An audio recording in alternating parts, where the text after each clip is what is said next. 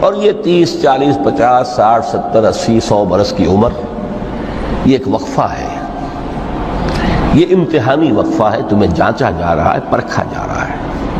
ایکم احسن عملا، اس کو بھی اقبال نے اسی نظم میں خوب بیان کیا ہے کہ قلزم ہستی سے تو ابھرا ہے مانند حباب، اس نیا خانے میں تیرا امتحان ہے زندگی۔ اب اگر تو دو چیزیں انسان پر واضح رہیں، اور نہ صرف واضح رہیں، مستحضر رہیں۔ واضح تو ہو جاتی ہے ایک چیز، پھر آدمی بھول جاتا ہے، تو کوئی فائدہ نہیں رہتا اس کے۔ مستحضر ایک یہ کہ اصل زندگی آخرت کی زندگی ہے، طویل ہے۔ بل توسرون الحیات الدنیا والآخرۃ خیر وابقیٰ، کلا بل تحبون العاجلہ وتذرون الآخرہ، تم اس عاجلہ کو پسند کرتے ہو، اس دنیا کی زندگی کو تم ترجیح دیتے ہو، جبکہ آخرت ہے جو باقی رہنے والی ہے، ابدی۔ اگر تو یہ معلوم ہو، جیسا کہ سورہ عنکبوت کی آیت کے حوالے سے میں نے آپ کو آیت سنائی کہ وما هذه الحیات الدنیا الا لہو ولعب وان الدار الاخرۃ لہی الحیوان لو کانوا یعلمون، اصل زندگی جو ہے وہ آخرت کی زندگی ہے، کاش کہ انہیں معلوم ہوتا۔ ایک حقیقت تو یہ معلوم ہو اور مستحضر رہے کہ اصل زندگی آخرت کی زندگی ہے، اور دوسری حقیقت یہ کہ یہ دنیا کی زندگی ایک امتحانی وقفہ ہے۔ قلزم ہستی سے تو ابھرا ہے مانند حباب، اس نیا خانے میں تیرا امتحان ہے زندگی۔ یہ مستحضر رہے تو اس کا نتیجہ کیا نکلے گا؟ انسان دنیا پرست نہیں بنے گا۔ متاع ہے دنیا، برتنے کی چیز ہے۔ وما هذه الحیات الدنیا الا متاع، برتنے کی چیز ہے، برتو اسے۔ اب میں یہاں آپ کو کچھ حدیثیں بھی سنا دینا چاہتا ہوں۔ ایک حدیث میں حضور نے عجیب نقشہ کھینچا ہے، مالی ولی دنیا، لوگوں مجھے تمہاری اس دنیا سے کیا سروکار؟ انما مثلی کراکب استظل تحت شجرۃ ثم راح فترکھا، میری مثال تو اس سوار کسی ہے جو تھوڑی دیر کے لیے کسی درخت کے سائے میں سستانے کے لیے رک جاتا ہے۔ اس درخت کو اپنی منزل نہیں سمجھتا، اپنا گھر نہیں سمجھتا، تھوڑی دیر کا سستانا ہے، پھر وہ اس درخت کو خیر بات کہتا ہے، اپنا راستہ لیتا ہے، اپنی منزل کی طرف رواں ہو جاتا ہے۔ بس اتنا تعلق، منزل یاد رہے۔ چنانچہ ایک دوسری بڑی پیاری حدیث ہے، بہت مختصر بھی ہے، انما الدنیا خلقت لکم وانتم خلقتم للآخرہ، دیکھو یہ دنیا تمہارے لیے بنائی گئی ہے۔ خلق لکم ما فی السماوات و ما فی الارض، قرآن مجید کہتا ہے۔ اس لیے میں نے کہا تھا خلافت ہمیں دینی تھی تو سب کچھ ہمارے لیے بنایا گیا ہے نا،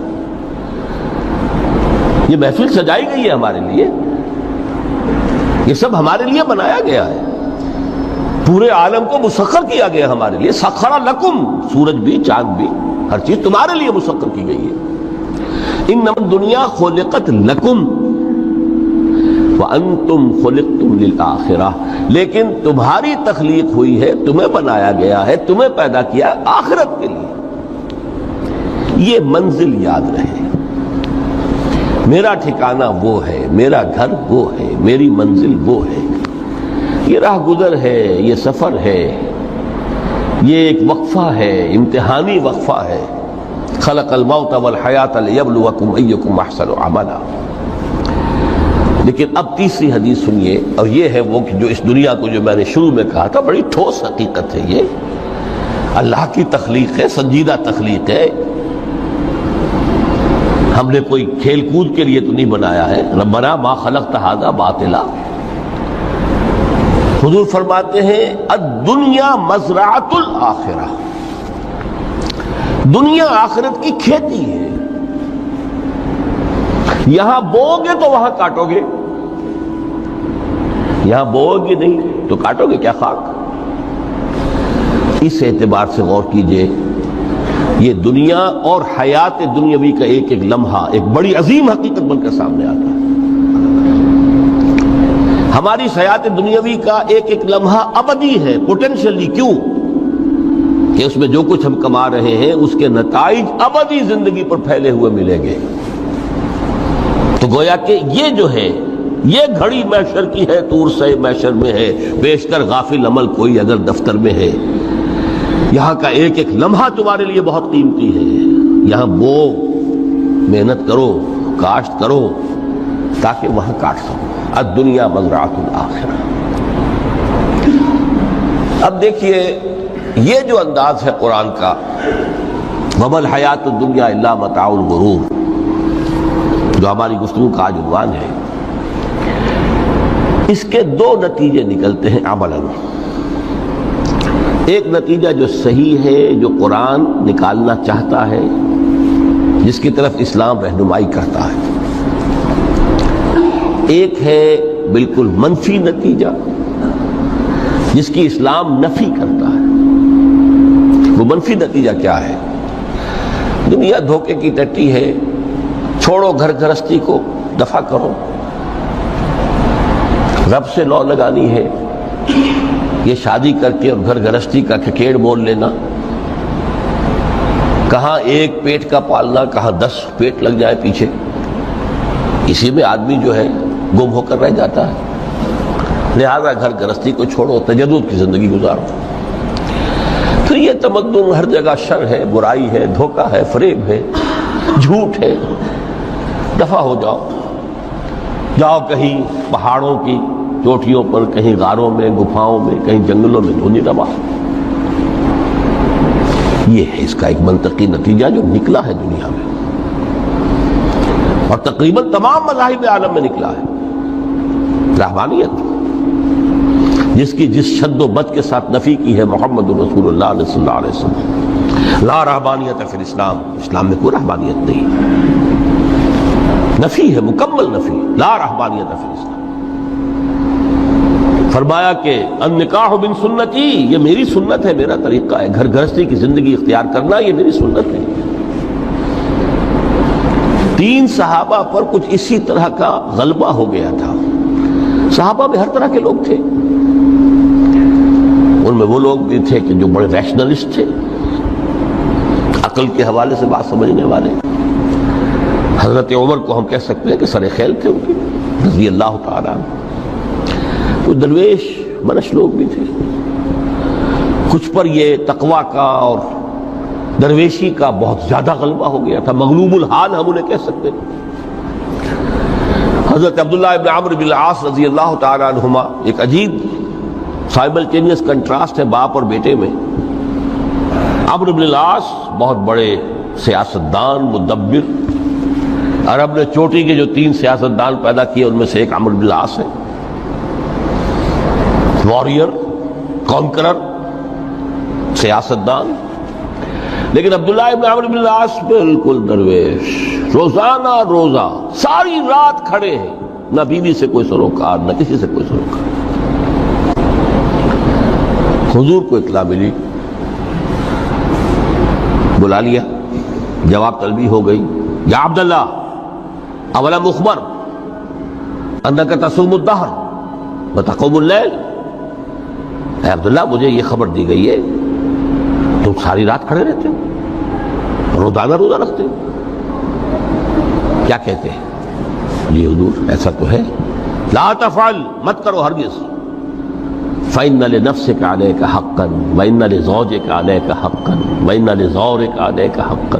دیکھو تم پر تمہارے اس جسم کا اور نفس کا بھی حق ہے. اسے آرام بھی دو، اس کی ضروریات بھی پوری کرو، اس کی دیکھ بھال بھی کرو. یہ بھی تمہارے پاس امانت ہے اللہ کی. پھر تم پر تمہاری بیوی کا حق ہے. کسی صحابی نے دیکھا تھا حضرت عبداللہ ابن عمرو بن العاص کی بیوی کو کہ وہ بالکل جیسے کہ میلی کچیلی حالت میں تھی. پوچھا یہ کیا حال بنا رکھا؟ ان کا کہ آپ کے دوست کو تو کوئی غرض ہے ہی نہیں سرے سے. ظاہر بات ہے ایک مسلمان بیوی اور کس کے لیے وہ سگھار کرے گی جب شوہر ہی کو کوئی دلچسپی نہ ہو، سے غرض ہی نہ ہو. لا تفعل. رات کو سو بھی دیکھو مجھے میں رات کو سوتا بھی ہوں، نماز پڑھتا بھی ہوں، میں روزے رکھتا بھی ہوں، ناغے بھی کرتا ہوں۔ دیکھو زیادہ سے زیادہ ہفتے میں دو دن روزے رکھ لیا کرو کہ حضور مجھے اور تھوڑی سی اجازت، اچھا ایک دن ناغا، ایک دن روزہ، صوم داؤد، اس سے آگے کی اجازت نہیں۔ اسی طرح 3 حضرات سراسراہتن آتا ہے حدیث میں، بخاری شریف کی روایت ہے، ان پر بھی کوئی ایسا ہی غلبہ ہوا رحمانیت کا، ترک دنیا کا۔ انہوں نے آ کے ازواج مطہرات سے معلوم کیا آپ کتنی رات نماز پڑھتے ہیں، کتنا دو سوتے ہیں، مہینے میں کتنے آپ روزے رکھتے ہیں نفلی۔ انہوں نے کوئی، وہاں تو کھلی کتاب تھی سیرت محمدی صلی اللہ علیہ وسلم، جو کچھ تھی حقیقت بیان کر۔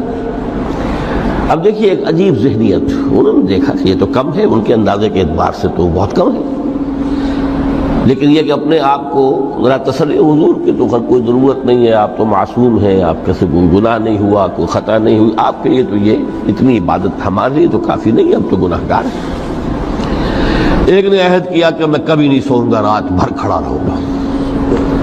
دوسرے نے کہا کبھی ناغا نہیں کروں گا، ہر روز روزہ رکھوں گا۔ تیسرے نے کہا میں شادی بیاہ کے کھکیڑ میں پڑوں گا نہیں۔ حضور کو اطلاع مل گئی، طلب فرمایا، ڈانٹا آپ نے، آپ لوگوں نے یہ کہا ہے؟ جی ہاں ہم نے کہا تو ہے۔ واللہ، خدا کی قسم، میں تم میں سب سے بڑھ کر متقی ہوں، لیکن میں رات کو سوتا بھی ہوں اور نماز بھی پڑھتا ہوں، روزے رکھتا بھی ہوں، نافلے بھی کرتا ہوں، میری گھر گرستی کی زندگی ہے، میری بیویاں ہیں۔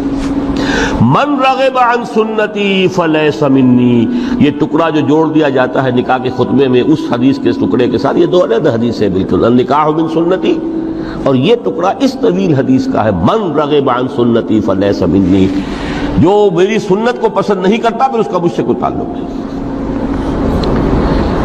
یہ تو میں نے احادیث کے حوالے سے آپ کو وہ جو منفی طرز عمل، گریز، دنیا سے تعلق منقطع کرنا، پسپائی، گریز، فرار، اور اس کا نتیجہ کیا نکلتا ہے کہ دنیا پھر شریروں کے لیے رہ گئی، کھیلیں کودیں عیش کریں۔ جو سلیم الفطرت نیک لوگ تھے وہ تو گئے، لہذا ان کو اب کوئی روک ٹوک کرنے والا ہی نہیں، کوئی پوچھنے تاچنے والا نہیں، ظالم جو چاہے ظلم کرے اور جس طرح چاہے شریر جو ہے شرارتیں کرے۔ قرآن مجید میں سورہ حدید اس اعتبار سے نہایت عظیم صورت ہے، نہایت عظیم صورت ہے کہ وہاں یہ آیت بھی بہت ہی شاندار انداز میں آئی ہے، متاع الغرور والی، خاصی طویل آیت بن کر آئی ہے، اور جیسا کہ میں نے عرض کیا 4 جگہ تو حیات دنیاوی کو کہا گیا ہے صرف لہو و لعب یا لعب و لہو، لیکن یہاں جو ہے آیت نمبر 20، اعلموا انما الحیات الدنیا لعب و لہو و زینت و تفاخر بینکم و تکاثر فی الاموال والاولاد۔ 5 الفاظ کے حوالے سے اس حیات دنیاوی کے کچھ حقائق بیان کیے گئے، عام طور پر سرسری طور پر لوگ گزر گئے ہیں۔ محاورتاً جب بھی آتا ہے معاملہ لہو لعب، لعب و لہو، وہ تو 4 جگہ ہے، یہاں 3 الفاظ مزید آئے ہیں، اور ترکیب کیا، پہلے لعب ہے پھر لہو ہے۔ سورہ عنکبوت میں لہو و لعب یہ در حقیقت ایک طرح سے محاورے کی شکل اختیار کر گیا، تماشا اور کھیل، لیکن نہیں، یہاں ترتیب کچھ اور ہے۔ اس پر اگر آپ غور کریں گے تو یہ ایک عجیب سا نقشہ سامنے آتا ہے، حیات دنیاوی کے 5 ادوار، جن میں سے ہر دور میں ایک شے انتہائی اہم ہوتی ہے، توجہ کا مرکز بنی ہوتی ہے۔ ابتدائی دور ہے، بالکل بچہ بھی ہے، کھیل، بس لعب، اس کے سوا اسے کوئی زندگی سے سروکار ہی نہیں، زندگی کے تلخ حقائق ابھی اسے معلوم نہیں، بھوک لگی تو رو پڑے، ماں نے دودھ پلانا ہے، کھلانا ہے، ان سے تو کچھ نہیں کرنا اس نے، وہ لعب، کھیل۔ لیکن تھوڑا سا آگے چلتے ہیں، 3 ایجر سٹیج میں جب داخل ہوتا ہے آدمی تو اب وہ نرا کھیل، معصومانہ کھیل نہیں رہتا، اس میں تلذذ، سینشول گریٹیفیکیشن کا عنصر شامل ہو جاتا ہے۔ اب اس نے کہا لہو، اعلموا انما الحیات الدنیا لعب و لہو. ذرا آگے بڑھیے تو انسان پر سب سے زیادہ دھن سوار ہو جاتی ہے بناؤ سنگھار، میرا لباس فیشن کے مطابق ہو، کہیں ایسا نہ ہو مذاق اڑے. اپنے لباس کے بارے میں بہت کانشیس ہوگا، اپنے ہیئر کٹ کے بارے میں بہت کانشیس ہوگا، ہر چیز کے بارے میں بہت کانشیس. زینت، بناؤ سنگھار، آرائش، زیبائش. اس سے ذرا آگے گئے تکاثر فی الاموال والنہر تفاخر بینکم. یہ سمجھیے کہ تقریباً 30 برس کی عمر جب انسان کی ہوتی ہے، اب فخر، تفاخر، یا دولت پر فخر ہوگا، یا نسب پر فخر ہوگا، یا اپنی کسی سیاسی حیثیت پر فخر ہوگا، اپنی چودراہٹ پر فخر ہوگا. تفاخر بینکم. جسم جان میں چونکہ توانائی ہوتی ہے، قوت ہوتی ہے، لیکن اس کے بعد جب عمر ڈھلی بڑا ریئلسٹک ہو جاتا ہے انسان. پھر یہ جو چوتھی سٹیج تھی، اس میں تو یہ کہ مونچھ نیچی نہ ہو، چاہے سب کچھ میں اپنا خرچ کر دوں، داؤ پہ لگا دوں، لیکن مونچھ نیچی نہیں ہوگی.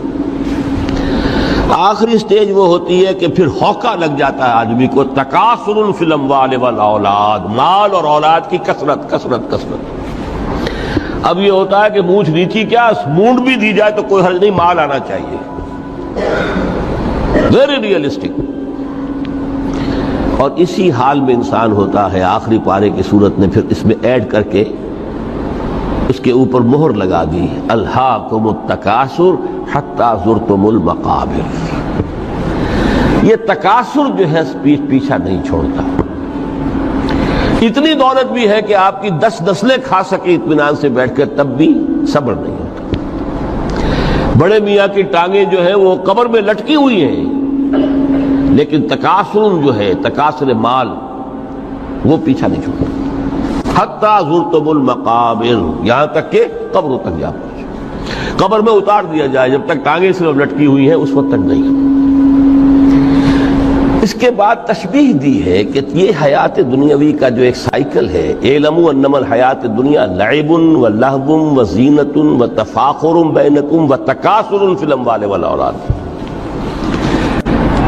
اب اس کو کمپیئر کیا ہے پلانٹ کنگڈم میں جو سائیکل چل رہا ہے. یہ ہمارا سائیکل ہے 60-70 برس کا.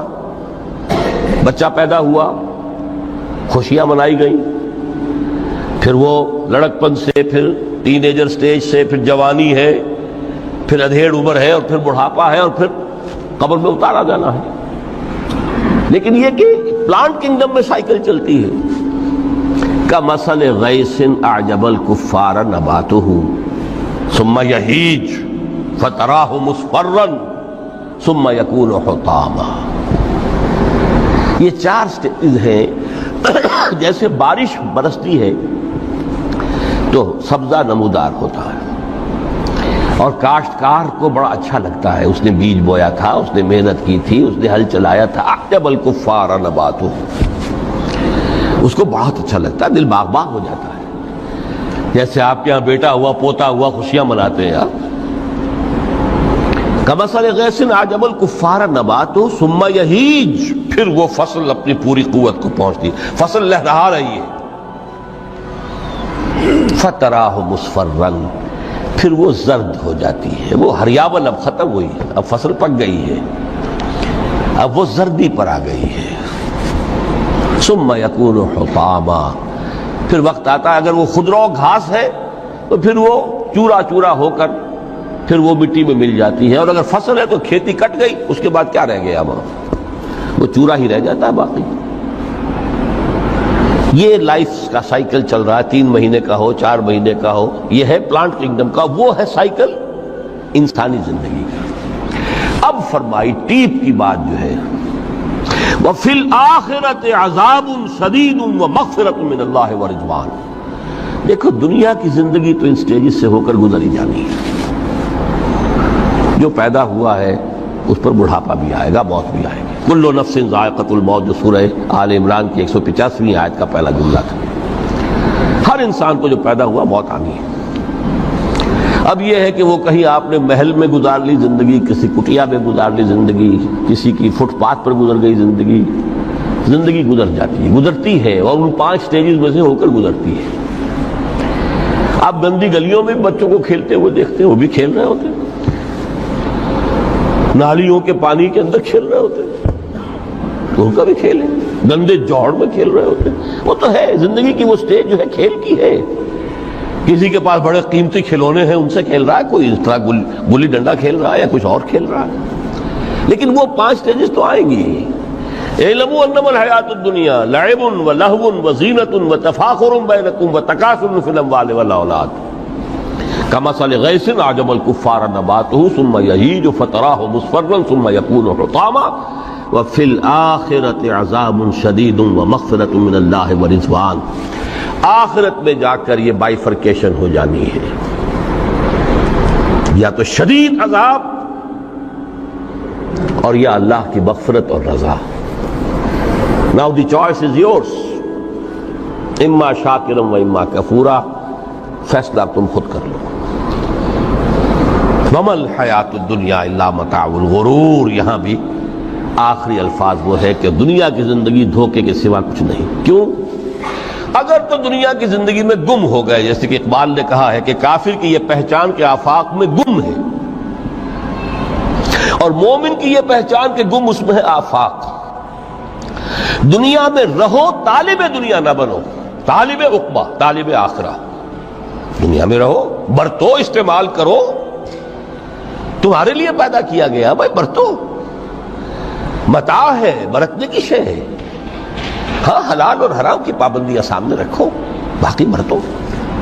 مطلوب یہ نہ ہو، مقصود یہ نہ ہو، مطلوب آخرہ ہو۔ انما الدنیا خلقت لکم وانتم خلقتم للآخرہ۔ منزل وہ رہے، مستحضر رہے، سامنے رہے کہ میں تو اجنبی ہوں، یہاں یہ میرا وطن نہیں ہے۔ الدنیا سجن المومن و جنت الکافر۔ جیسے کسی پرندے کو کسی پنجرے میں بند کر دیا گیا ہو، اس طرح ہمیں اس دنیا میں بھیج دیا گیا، اللہ کی مرضی ہے، اس نے بھیجا ہے۔ جب تک وہ چاہتا ہم رہیں گے یہاں، لیکن ہمارا دل یہاں نہیں لگے گا۔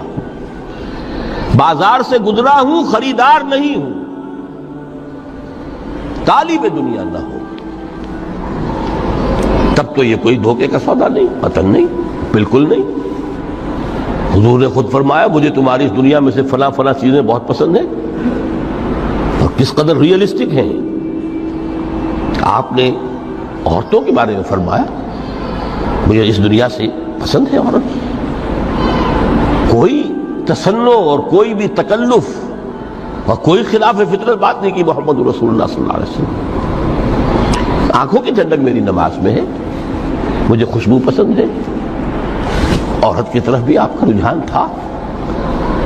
قرآن مجید میں آتا ہے نا، اے نبی اب کوئی اور نکاح آپ نہیں کریں گے، وَلَوْ أَعْجَبَتْكَ حُسْنُهُنَّ، چاہے ان کا حسن جو ہے وہ آپ کو اچھا لگے، اب اجازت نہیں ہے مزید، بس فل سٹاپ، جتنے نکاح ہو چکے ہو چکے۔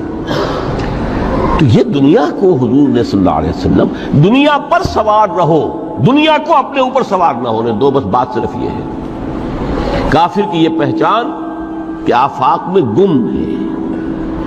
اسی لیے سورہ کہف کا ایک مرکزی مضمون ہے، پہلے رکوع میں بات آتی ہے اِنَّا جَعَلْنَا مَا عَلَى الْأَرْضِ زِینَةً لَهَا لِنَبْلُوَهُمْ أَيُّهُمْ أَحْسَنُ عَمَلًا۔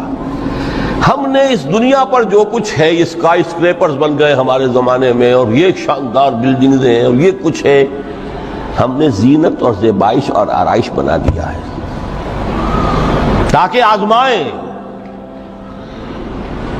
انہی کے حسن کے شکار ہو جاتے ہو اور ان کے پرستار بن کر رہ جاتے ہو۔ رخ روشن کے آگے شمع رکھ کر وہ یہ کہتے ہیں ادھر جاتا ہے دیکھیں یا ادھر پروانہ آتا ہے، پھر بھی اللہ ہی کے عاشق بنے رہو، اللہ ہی سے محبت کرو تو کامیاب ہو گئے۔ دنیا کو برتو۔ اگر دنیا یہ عروس ہزار داماد جو ہے، اگر کہیں یہ محبوبہ بن گئی تو گئے، ختم۔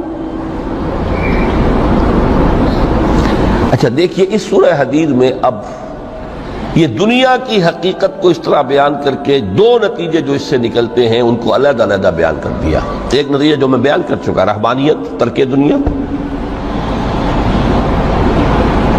اس کی نفی کرتے ہوئے فرمایا وَلَقَدْ أَرْسَلْنَا نُوحًا وَإِبْرَاهِيمَ وَجَعَلْنَا فِي ذُرِّيَّتِهِمَا النُّبُوَّةَ وَالْكِتَابَ فَمِنْهُمْ مُهْتَدٍ وَكَثِيرٌ مِّنْهُمْ فَاسِقُونَ ثُمَّ قَفَّيْنَا عَلَىٰ آثَارِهِمْ بِرُسُلِنَا وَقَفَّيْنَا بِعِيسَى ابْنِ مَرْيَمَ وَآتَيْنَاهُ الْإِنجِيلَ وَجَعَلْنَا فِي قُلُوبِ الَّذِينَ اتَّبَعُوهُ رَأْفَةً وَرَحْمَةً وَرَهْبَانِيَّةً ابْتَدَعُوهَا مَا كَتَبْنَاهَا عَلَيْهِمْ.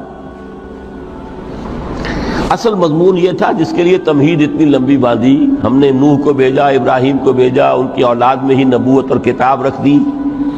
پھر ان کے نقش قدم پر ہم نے اٹھایا عیسیٰ ابن مریم کو، انہیں انجیل دی، اور جو لوگ ان پر ایمان لائے ان کے دلوں میں رحمت اور رافت کے جذبات پیدا کر دیے، انسانی ہمدردی. حضرت عیسیٰ کا جو اپنا مزاج تھا، ظاہر بات ہے کہ آپ کے حواریین اور آپ پر ایمان لانے والوں میں اسی کا ایک عکس پیدا ہونا تھا. لہذا وہ ایک خاص کیفیت، لیکن فرمایا ایک شے کو انہوں نے بدعت کے طور پر ایجاد کر لیا، وَرَهْبَانِيَّةً ابْتَدَعُوهَا مَا كَتَبْنَاهَا عَلَيْهِمْ. رہبانیت کی انہوں نے بدعت ایجاد کر لی، یہ انہوں نے کی ہے، ہم نے یہ ان پر فرض نہیں کی تھی. یہ ہے وہ منفی نتیجہ. گریز، خانقاہوں میں جا کر بیٹھ جاؤ، موناسٹسزم، تجرد کی زندگی گزارو. نتیجہ اس کا کیا نکلتا ہے کہ بظاہر راہب اور راہبائیں رہ رہی ہیں اور رہ رہے ہیں، اور اندر جو حرام کاری کے بازار چل رہے ہیں، اور تہخانوں کے اندر حرامی بچوں کی قبروں کی قبرستان بنے ہوئے. ہسٹری آف کرسچین موناسٹسزم پر کتابیں پڑھ لیجیے، خود انہوں نے اپنے سارے جو ہیں بخیے ادھیڑ کر خود رکھ دیے. یہ رہبانیت، یہ اسلام کا راستہ نہیں ہے. احادیث کے حوالے سے میں آپ کے سامنے پہلے بیان کر چکا ہوں. میں بعد میں تھوڑا سا عرض کروں گا کہ ہمارے ہاں بھی یہ رسم کیوں آئی اور کیسے آئی. الحمدللہ اس درجے میں نہیں آئی جس درجے میں کہ کرسچینٹی میں آئی ہے، الحمدللہ ثم الحمدللہ، لیکن کسی درجے میں اگر آئی ہے تو کیوں آئی ہے یہ میں بعد میں عرض کروں گا. لیکن اس کا مل حیات الدنیا الا متاع الغرور کا دوسرا نتیجہ کیا ہے؟ پہلا نتیجہ تھا گریز کا، پسپائی کا، فرار کا، معاشرے سے نکل بھاگنے کا، تاکہ معاشرے میں اشرار کھل کھیلیں، جو چاہیں کریں. ایک راستہ یہ ہے، ترک دنیا کے معنی ہیں ترک لذات دنیاوی، آسائشوں کو ترک کرنا، سختیاں جھیلنا. کس لیے؟ تاکہ دنیا سے ظلم کا خاتمہ ہو، باطل کا تختہ الٹ دیا جائے، ظلم کا استیصال. ظاہر بات ہے ظالم آسانی سے ظلم نہیں چھوڑے گا. ایکسپلائٹر وعظ و نصیحت سے اپنے ایکسپلائٹیشن سے باز نہیں آئے گا. شاذ ہوتے ہیں اس طبقے کے اندر بھی یقیناً کچھ سلیم الفطرت لوگ ہوتے ہیں، جیسے طبقہ اشرافیہ سے تھے حضرت ابو بکر رضی اللہ تعالیٰ عنہ، سلیم الفطرت انسان تھے. وہ کوئی غلاموں کے طبقے سے تو نہیں تھے، کوئی فقراء کے مساکین کے طبقے میں سے نہیں تھے، اونچے طبقے میں سے تھے. عشرہ مبشرہ اکثر و بیشتر اس طبقے سے تھے. لیکن بائی اینڈ لارج وہ جو طبقہ ہوتا ہے، یا تو وہ اپنے جبر اور استبداد کا تخت جو ہے جما کر بیٹھا ہوا لوگوں کی گردنوں کے اوپر، پولیٹیکل ریپریشن ہے، یا اکنامک ایکسپلائٹیشن ہے، استحصال. محنت لوگ کریں، کھائیں گے ہم، عیش ہم کریں گے. محنت کسان کرے جا کے کھیت میں، ہم لے آئیں گے اپنا حصہ اور عیش کریں گے. یا کوئی سوشل ڈسکریمنیشن ہے، یہ اونچا ہے یہ نیچا ہے، یہ تو پیدا ہی ہوا ہے شودر، یہ اس سے نکل ہی نہیں سکتا، اور یہ پیدا ہوا برہمن، یہ تو اونچا ہے. اس تینوں قسم کے ظلم، اس کا خاتمہ کرنا، اس کے لیے جد و جہد کی ضرورت ہے، جہاد کی ضرورت ہے، قتال کی ضرورت ہے. اور جہاد و قتال آپ نہیں کر سکتے جب تک کہ لذات دنیاوی سے کنارہ کشی نہ کریں، جب تک کہ اپنی بیلٹ کو ٹائٹ نہ کریں، جب تک کہ اپنی ضروریات زندگی کو کم نہ کریں. ضروریات زندگی کم کریں گے تو تفریغ الاوقات ہوگا، جو تبلیغی بھائیوں کی اصطلاح ہے بہت اہم، اپنے وقت کو فارغ کر سکیں گے۔ اس وقت کو فارغ کریں گے تو پھر وہ جد و جہد، وہ محنت، وہ جہاد، اس کے لیے آپ کے پاس وقت ہوگا، اس کو آپ لگا سکیں گے۔ پھر اس میں جب سخت سے سخت منزلیں آئیں گی تو اس میں میدان میں مقابلہ بھی ہوگا، جان کی بازی بھی کھیلنی پڑے گی۔ اس میں قید و بند کا وقت بھی آ سکتا ہے۔ 3 برس تک اگر محمد عربی صلی اللہ علیہ وسلم پورے خاندان بنی ہاشم کے ساتھ بدترین اسیری سمجھ لیجئے شیب بنی ہاشم میں جو رہے، یہاں تو اسیروں کو آپ راشن تو دیتے، کھانا تو دیتے، وہاں تو اصل جو ہے وہ تو دونوں طرف سے گھاٹی کا منہ بند کر دیا گیا تھا، سیل تھی کہ کوئی شے جو ہے وہ جانے نہ پائے اندر۔ 3 برس، جس میں کہ وہ وقت بھی آیا ہے کہ سوکھے ہوئے چمڑے ابال ابال کر اس کا پانی جو ہے بلکتے ہوئے بچے، پھول جیسے بچے بنی ہاشم، ان کے حلق میں ٹپکایا گیا ہے، اور کچھ نہیں۔ کچھ تھے لوگ، حکیم بن حزام جیسے رضی اللہ تعالیٰ عنہ، بعد میں ایمان بھی لے آئے۔ حضرت خدیجہ رضی اللہ تعالیٰ عنہ کے چونکہ وہ قریبی رشتہ دار تھے، وہ پہاڑ کو کراس کر کے چوٹی پر سے اتر کر کچھ کبھی کبھی کھانے پینے کی چیز پہنچا دیتے تھے۔ یہ سارے مراحل آئیں گے۔ یہ جو ہے یہ مثبت ہے۔ ترک دنیا وہ نہیں۔ ترک دنیا سے مراد دنیا کی لذتوں سے، دنیا کی آسائشوں سے، ان سے آدمی اپنے آپ کو پیچھے ہٹائے، ان کو چھوڑے، ان کو ترک کرے، تاکہ اپنا وقت، اپنا مال، اپنی صلاحیتیں صرف کر سکے۔ کس کام کے لیے؟ اب اس کے لیے دیکھیے آیت نمبر 25 ہے یہ سورہ حدید کی۔ لقد ارسلنا رسلنا بالبینات، ہم نے اپنے رسولوں کو بھیجا واضح چیزوں کے ساتھ۔ بینہ وہ شے جو از خود ظاہر ہو۔ آفتاب آمد، دلیل آفتاب، جب سورج طلوع ہو گیا وہ خود اپنے وجود پر دلیل ہے، اس کے لیے کسی اور اضافی دلیل کی ضرورت نہیں کہ سورج موجود ہے، وہ تو ہے، سب کو نظر آ رہا ہے۔ تو بینات سے مراد معجزے بھی ہیں، اور وہ تعلیم جو ہے بنیادی دین کی کہ جو فطرت انسانی کی جانی پہچانی ہوئی شے، دونوں پر اس کا اطلاق ہو جائے گا۔ لقد ارسلنا رسلنا بالبینات وانزلنا معهم الکتاب والمیزان، اور ہم نے ان کے ساتھ کتاب اتاری، میزان اتاری۔ یہ سب کچھ کس لیے کیا؟ لیقوم الناس بالقسط، تاکہ لوگ عدل پر قائم ہوں۔ یہ ہے سول آبجیکٹو۔ یہ نہیں بس ہماری کتاب پڑھ لیا کرے، ختم قرآن ہو گیا، اللہ اللہ دعا مانگ لی، چھٹی۔ قائم کرو اس کو، وہ میزان عدل نصب کرو، ہر ایک کو وہی تل کر ملے جو اس کا حق ہے، اور ہر ایک سے وہ لیا جائے کہ جو اس کے ذمہ واجب ہے۔ اگر یہ نہیں تو بابا پھر سب کہانیاں ہیں، شریعت اور دین اور نماز اور روزہ اور حج، کوئی حیثیت ان کی نہیں۔ اچھی طرح سن لیجئے میری بات، قرآن مجید میں کہلوایا گیا حضور سے، قل یا اہل الکتاب لستم علی شیء حتی تقیموا التوراۃ والانجیل وما انزل الیکم من ربکم۔ اے نبی ان سے کہہ دیجئے، کتاب والو تمہاری کوئی حیثیت ہی نہیں، ہماری نگاہوں میں تمہارا کوئی مقام ہی نہیں، جب تک کہ تم قائم نہیں کرتے تورات کو اور انجیل کو اور جو کچھ کے نازل کیا گیا تمہاری طرف، تمہارے رب کی طرف سے۔ قائم کرو، پھر آؤ ہم سے بات کرو، ہم سے دعا کرو، ورنہ دفع ہو جاؤ۔ Nothing doing. They don't care for you. لستم علی شیء حتی تقیموا التوراۃ والانجیل وما انزل الیکم من ربکم۔ اب قانون خداوندی تو بدلتا نہیں ہے، نہ فرام پرسن ٹو پرسن، نہ فرام نیشن ٹو نیشن، نہ فرام امہ ٹو امہ، اٹل ہے۔ ولن تجد لسنت اللہ تبدیلا ولن تجد لسنت اللہ تحویلا۔ سنت اللہ تو ایک ہے۔ اب اس آیت کو ذرا پڑھیے، قل یا اہل القرآن لستم علی شیء حتی تقیموا القرآن وما انزل الیکم من ربکم۔ کہہ دو اے محمد کہ اے قرآن والو تمہاری کوئی حیثیت نہیں ہے ہمارے سامنے جب تک کہ تم قرآن کو قائم نہیں کرو۔ پڑھ لو اور اس کے قرات کے مقابلے منعقد کرا لو اور سونے کے تاروں سے اسے لکھ لو اور اس کو جو چاہو کر لو، کوئی حیثیت نہیں۔ قائم کرو اس قرآن کو، اس کے نظام کو، اس کے قانون کو، جو حضرت ابوبکر نے فرمایا تھا، پہلا خطبہ جو دیا ہے آپ نے بیعت خلافت کے بعد، تم میں ہر قوی میرے نزدیک ضعیف ہوگا جب تک کہ اس سے حق وصول نہ کر لوں، اور ہر ضعیف قوی ہوگا جب تک کہ اسے اس کا حق دلا نہ دوں۔ سورہ شورى میں حضور سے کہلوایا گیا، قل وَأُمِرْتُ لِأَعْدِلَ بَيْنَكُمْ، مجھے یہ حکم ہوا ہے کہ میں تمہارے مابین عدل قائم کروں۔ میں واعظ بن کر نہیں آیا، میں بدھ مت کے بھکشو بنانے کے لیے نہیں آیا تمہیں۔